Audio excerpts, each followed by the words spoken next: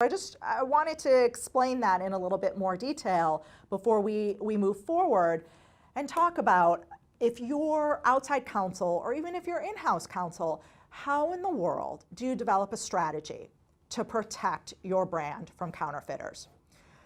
Look, this can snowball very quickly. You want to avoid whack-a-mole, because as soon as you shut down one counterfeiter, you may be successful in shutting them down, but what's to prevent them from popping up 3 days later as somebody else, right? So I shut down Tim Trainer, right? Counterfeiter at, flea market, whatever, but he pops up 3 days later as, Teresa, Trainess, and so what have I really accomplished? Nothing.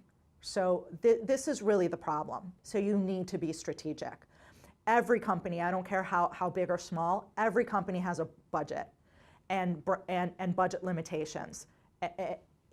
This can consume you, and this can be all-consuming, and it can really deplete your budget. So you need to be real about what your budget is and be honest with yourself. Talk to your client, talk to your management, and determine what your budget is. You want to focus on an enforcement strategy that will provide the biggest bang for your buck. What are your strategic products? If you're a big brand owner, what are your strategic products?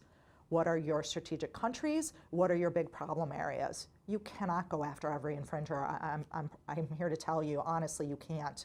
Go after the large players. Maybe you do that in court and address the others with C and D letters. Why would you do that? Well, if you go after your large ones in court and you're successful, then maybe people will take note and they'll think that you're very serious. Harley did this, and I'll speak a little bit more to what they've done. Harley Davidson, they've been very successful with their strategy.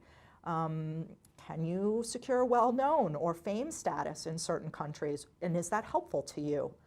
But first, you want to make sure your trademarks are registered with Customs Border Protection. I mean, that's A. This is a huge benefit to even securing a U.S. federal registration to begin with. So please do that if you're expecting Customs and Border Protection to help you. If your marks are not registered, either here or abroad where you have a problem, get them registered. Now, you may say that this is an expense and you don't have the budget for it. That's okay. Do gap filing projects, right? Prioritize where you need to go.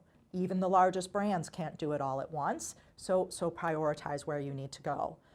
And if you are manufacturing in or doing any business in China, please protect your IP there. It's very, very important, and it's surprising how many companies don't think to do that.